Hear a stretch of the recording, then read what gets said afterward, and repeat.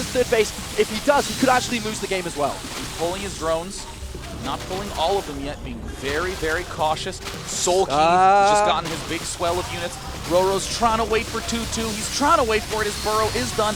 RorO doing some sensational micro, trying to elongate this engagement for those Hydralisks to show up, for the additional Roach reinforcements to show up. The Hydra's getting targeted down. Oh my god, look at that great target firing by Soulkey's top pack of Roaches, but it looks like RorO is gonna barely be able to hold this off. It's so close. He has to hold this off. It's so close in terms of supply. Queens are giving out extra damage. They're also going to be able to heal. +2's done. +2's done. And all +2 armor is almost done. Does he have enough? Does he? Oh my god. Oh my god. 2-2's done. Hydra range is done. Hydra den is done. RorO has stabilized and has a tremendous lead, even though the supplies are the same. But all his queens were not lava injecting. They came down to defend, so he doesn't quite have the production that Soulkey has. 19 roaches for RorO, 26 for Soulkey, but 2-2 is in RorO's favor. He's got a massive lead if he can keep on surviving, keep on holding. I mean, this is the advantage that RorO was trying to exploit on Daybreak. There's these very long distances. Yeah. RorO botched at the start, lost 12 drones because there was a hole behind his back defensive line. But now he's going to be able to have better upgrades, higher tech, has burrow. And look at this, he's just mining gas from this expansion. Absolutely fantastic. He knows that he's just going to begin Hydraing up.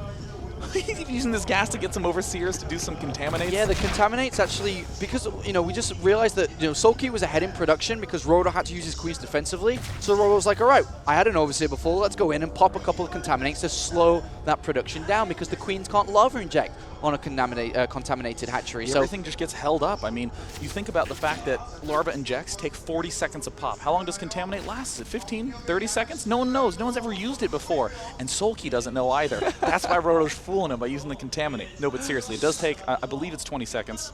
It's either 20 or 30. Could be 15. 25 seconds. It's somewhere in that range. 22, actually. Okay. All right, Fair, so I call. Look at this, 55 drones to 53. At this point, all RorO wants to do is exploit his 2-2 advantage. Yep. So if he can move across the map with his Hydra speed that is now done, get in there before Soulkey gets back up to 2-2 and gets Hydras of his own, that's the ideal timing for RorO. But unfortunately, RorO doesn't quite have the amount of units. So we can see quite equal. He has 13 drones on the way. Look, this is so good. RorO darts forward, boom, 13 drones in production right away. Yeah. Soulkey feeling the pressure, producing Zerglings. Zerglings are so bad in these late game stages.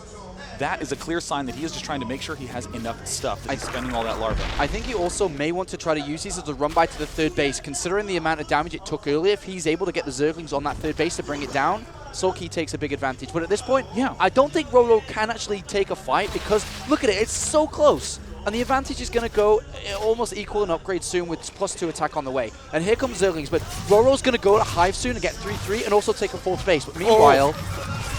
Meanwhile, it looks like these Zerglings are going to run off to their doom. These Zerglings are great choices if it's a low econ situation. If both players have decided that they are going to be halting at 44 drones, 50 drones, and then just keep building units. That's where Zerglings really shine. But RorO has gone all the way up to 70 drones or so, and he'll be able to easily cover this big expanse of space. He'll easily have enough defensive structures, and as we see, those Zerglings did literally nada. Boom, there goes the Hive. Boom. Fourth base. Ba-flam, ba-doom, boom. Boom, ba-doom, ba-doom.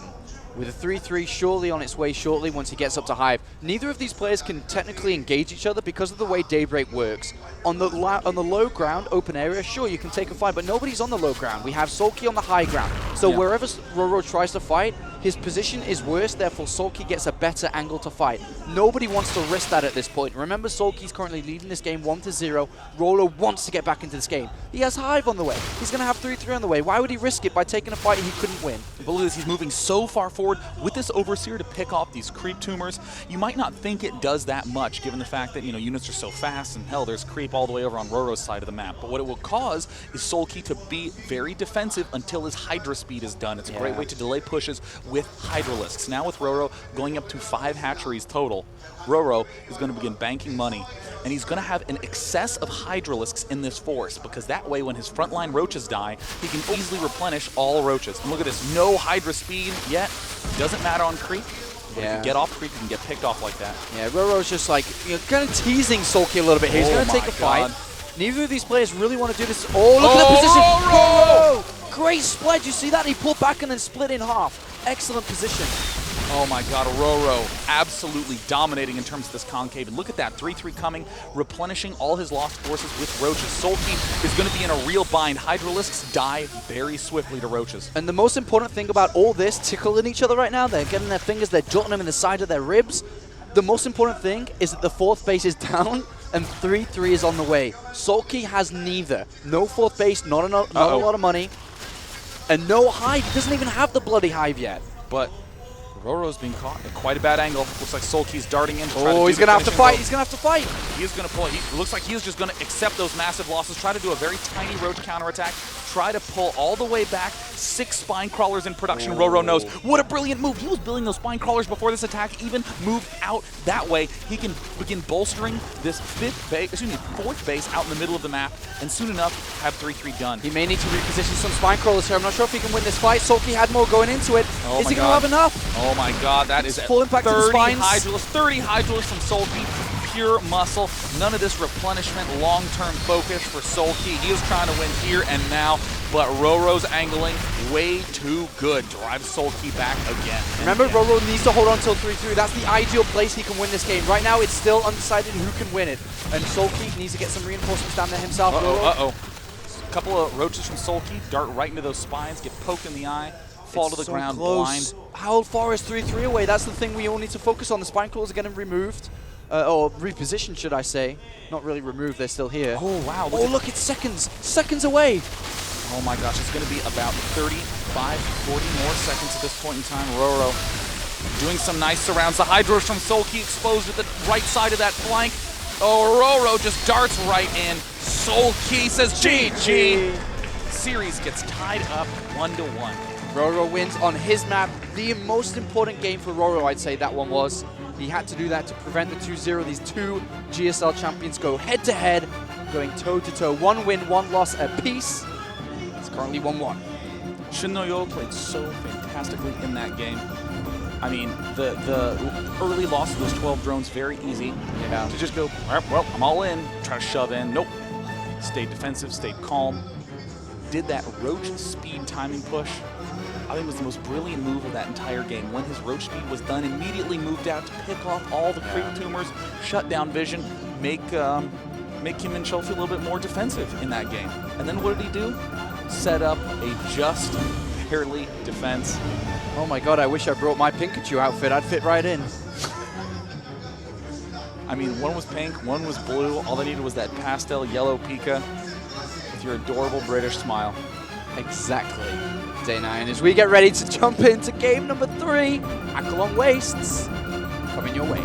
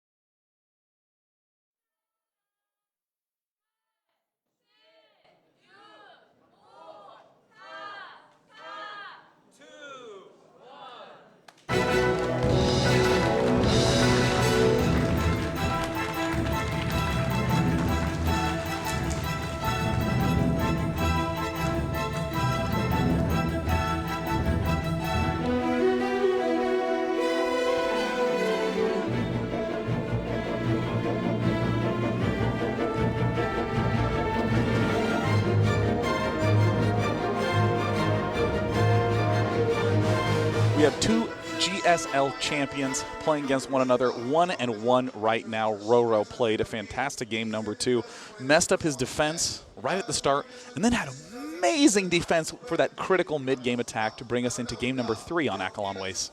That's what we're going to see a lot throughout the day in mirror matchups, is one player looking for an advantage and then looking for the opportunity, aka timing, to finish it off. That's what we saw in game number 1. Yeah. That's what we saw in game number 2. And now going over to game number 3 on Akalon Waste, anything's possible, but probably along that structure once again. Yeah, I mean, there's that butterfly effect, you know, where if you just do a little bit of damage early on, and then it comes back around, then it swings back, and bam, you have this huge vulnerability later. And this is actually some of the scariest times in all of StarCraft 2. Those Baneleys come in, kill 12 drones, and it's so easy, you know, to go, oh, I got to build a whole bunch of spines, make sure I don't die right now. When you're playing at this level, in your mind you think, I don't want to lose to a Roach timing attack. Yeah. Now that I've lost those drones, he's going to be ahead 12 drones. He's going to get his 3rd up earlier. He's going to get his layer and upgrades up in larger numbers, and his Roaches up in larger numbers, and he's going to overrun me. That's so hard for RorO to come back in that situation, but he did. Now on Akalon Waste, this is one of the hardest Zerg vs. Zerg maps because you don't really have a way to manage the middle. I mean, on Daybreak, you have 2 watchtowers. Yep. You have 2 attack paths with the center rocks up, so you should put overlords there, no problem. Akalon Waste, way too many counterattack paths to worry about. All right, so it looks like it's time to get ready for this 3rd map between Soulkey and RorO. Let's jump into it. Akalon Waste, as you say, is going to be the map. Yep. Who's going to take the advantage in this series now? It's tied apiece. Who's going to win this? Who's going to go 2-1 to play for match point in map number 4? There we have RorO and Soulkey on screen from Wunjing Stars and Samsung Khan. Wunjing Stars, one of the best, if not the best, StarCraft 2 teaming crew at this point. Soulkey, arguably one of the best Zerg players, if not the best. RorO looking to challenge that position here today in this best of 5. Soulkey always has a really relaxed attitude. I mean, actually, everyone at Wunjing always plays very relaxedly, very focused. Hi, guys. Hi, Gil. You're on guys. TV.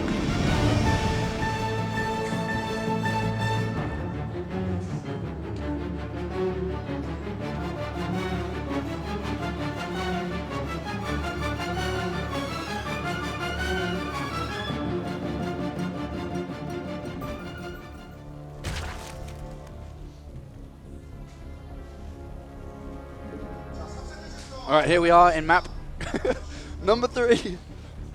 Down here it is Soulkey. There's the red Zerg. And up in the top left-hand corner, his ID is Samsung Khan's RorO. His name is Shin No-Yo, a GSL champion, hoping to be a WCS Grand Slam champion. Do you know why I think that real names aren't used that much in foreign StarCraft? Because we can't pronounce them. Exactly, because it's so widespread at the amount of names and countries that people come from. You try to pronounce White Ra's real name or Damaga's real name, it's difficult. But in Korea, everybody's Korean, it's easy. It's like in English, imagine England having nothing but StarCraft players. There's David Johnson. There's Ron Howard. There's James Bell. It's easy. But when it comes to international StarCraft, it's very difficult because there's such a wide range of player names. I think that's the main reason where we just refer to IDs because it's a lot simpler. I think I nailed it. No, that's absolutely true. I mean, in fact, I saw Damaga, you know, well, I mean, you were there, so you know what happened. But, you know, Damaga was there, and I tried to say his name. I was just like, hey, what's up, Demetrio? And I just said it quickly and trailed off because I thought it would be wrong, right? Because I don't want to say... That's the best way to, when you don't know someone's name, is you just say it really, really fast. Maybe I'll just make up a nickname for him and call him Dr. D, and then no one will ever know that I have no idea who he is. Did you try to say his last name? Filipchuk. Filipchuk. And here's the second stream, by the way. If you want to go to OGN second stream, it's the lounge stream here at OGN. SOS having an interview with Will Chobra, and there's Monte Cristo. And Joe will be on that stream after for the second quarterfinal. That's correct. Hanging out down there, get some players. You know, they're actually getting the chance to talk to SOS a little bit to ask him, you know, exactly. Well, I would presume it's Soulkey's practice, a little bit of his intuition. Either that or they're getting ready for the second quarterfinal that he'd be playing in, seeing some warm-up questions, what he thinks about that match. So if you want to go check out that stream, It's kind of a more personal feeling. Yeah, twitch.tv/team/WCS_finals. So it looks like both players playing pretty much as expected. The Overlord Scout path is very, very important. We see them moving along carefully to make sure that they spot any Zerglings coming out. That's one of the reasons why it's so common to go towards the expansion, is that's the main Zergling avenue. Two different styles of builds, though. Soulkey's gone for a very normal Zergling speed and will save up for a Baneling Nest shortly, just however you normally see a Zerg vs Zerg play out. On the other hand, though, RorO's gone back to this gasless style that we saw him use yesterday, actually, where he's going to be focusing on queens, getting the creep spread down, and basically playing a double evolution chamber Roach Warren style again. This allows him to get a lot of drones early, high production early, because he's got all these queens pumping all these lava injects in, and it actually powers him up really fast. So here is the big key. It's these two Zerglings. One of the little tiny tidbits of this map that's making this work properly is the fact that RorO can get up Soulkey's ramp. On Akalon Wastes, the creep is very difficult to spread all the way to your ramp, so RorO can take these Zerglings and suicide them in and see exactly what's up. But RorO hasn't quite been able to do that because Soulkey's doing such a good job of monitoring it. This is basically the same of how we saw RorO versus Revival yesterday. Soulkey's playing the aggressive play. He's got all these Zerglings. Zergling speed's about to finish. 20 Zerglings on the way. Only a single Spinecrawler. No Baneling Nest. Gas has only been taken. RorO has no idea this is coming. One Overlord's gone down. He's going to get rid of this Overlord. If he gets rid of this Overlord, there is nothing to spot this. Because right now Soulkey is revealing those two queens. It looks like Soulkey is going for a 4-queen build, but he sees it. It looks like, will he build any additional spine crawlers? He's heading back to the ramp. Oh my god. RorO needs to cancel that gas. Oh, he's pulling every single drone. He has a couple Zerglings at the front lines. He doesn't want them there quite yet. Oh my god, that is going to die so quickly. Oh, and he's going to target down the ones at the back there as well. He's trying to ward it off a little bit with that Roach Troll, but one spine crawler goes down. Is RorO going to hold? I'm not sure he can. This is so hard. There's no transfuse energy. No transfuse. He can't get it down. The queen with the highest energy. He's trying to cycle the queens back. Oh! At the last second has enough energy for the transfuse. What a fantastic defense by RorO. But RorO is still suffering massive losses. He's lost one of his 4 queens. He's about to lose 2 of his 4 queens. And there's the surround. Soulkey assaulting at a key vulnerable moment. See you later. Queen guts all over the ramp, dribbling down the sides. And more Zerglings are coming across the map. We can see it on the mini-map, just a stream of red ants, Zerglings making their way across. The hatchery shall fall here, and Soulkey looks like he's going to open this up with 2-1 GG. Soulkey 2 wins to 1, and now he's on match point in this series. You know, it's kind of a surprising misstep from RorO not to suicide those 2 links and to get that scouting information. And Soulkey was being fantastic at using 4 links to prevent that sort of scouting information. But even so, the reason RorO can get away with this is that it's almost impossible to prevent those links from coming up the ramp. Not just see the gas, see the links, see whatever you want. So I think RorO, clear bit of frustration there. I think that you nailed it perfectly there with the analysis, State 9. Absolutely nailed it, because yesterday when Revival played against RorO and Revival tried the same thing, RorO was able to get 2 Zerglings in and spot the Zerglings before Zergling speed was already ready. He had time to get 3 spine crawlers, get his army in position. This game, he saw them as they were coming across the map. Not enough time to react, and Soulkey comes out with the win. Next map is going to be the very intense Neo Planet S. Very small map. A lot of people love Ling Muta on this map just due to the counterattack ability. But honestly, this is going to be RorO's game to lose. RorO has shown some really impressive play on this map, has shown some really good control over this map, but just keeps making these little errors that are adding up. All right, let's get ready for this next matchup. Remember, each player have won their own respective map so far. Going back to RorO's, can he tie it up again?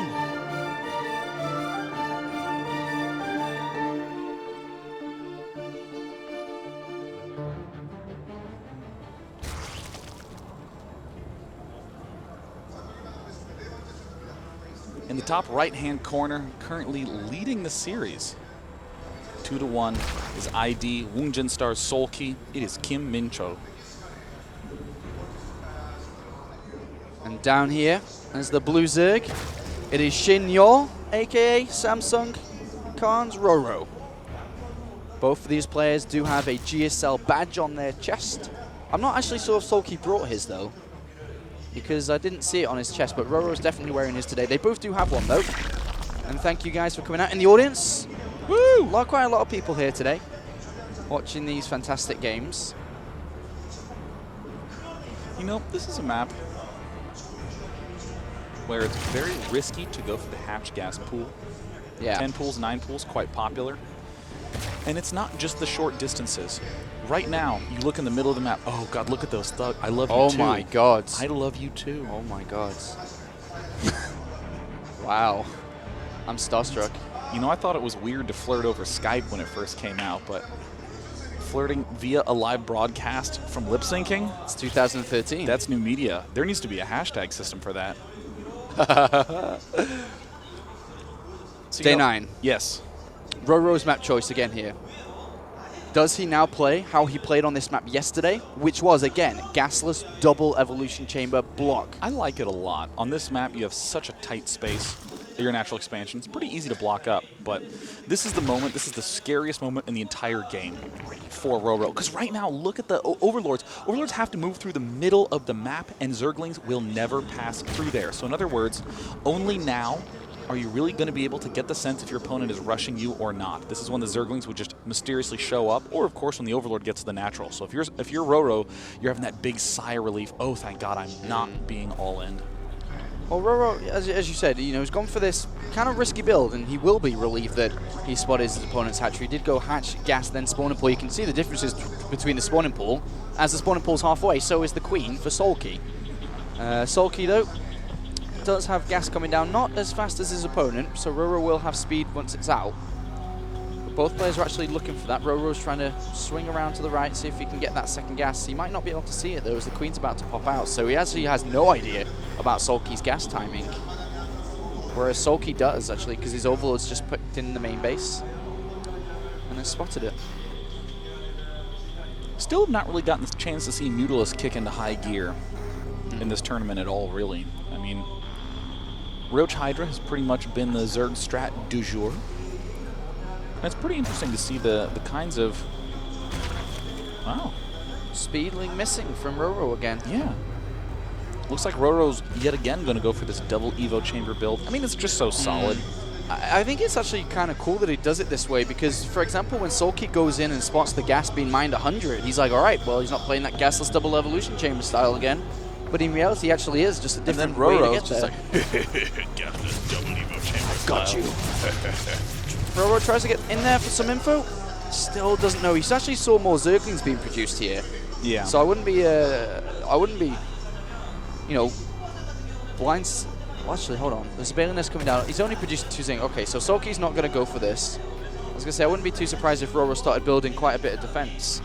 Because he actually no idea what's going on. He doesn't really need to get that much defense. I mean, you look at the natural expansion and contrast this with Akalon Waste. I mean, you can easily block that ramp with 2 queens. Poach forward with these 2 queens, begin spreading the creep.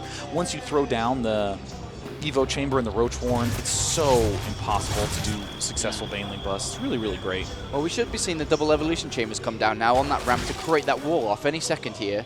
And with those double evolution chambers coming down, here's the style as mentioned and we've already seen in this series. And with that, he may even pick the spine coil up and put it just behind the evolution chambers and create the full wall off with the queens here, just to make sure that is a proper wall. But Soulkey, on the other hand, has now identified what exactly his opponent's doing. He just spotted the evolution chambers with those 2 Zerglings. Now, what is his choice? Does he try to play catch-up in terms of upgrades like we saw on Daybreak initially? And it looks like he's going to with 2 evolution chambers coming.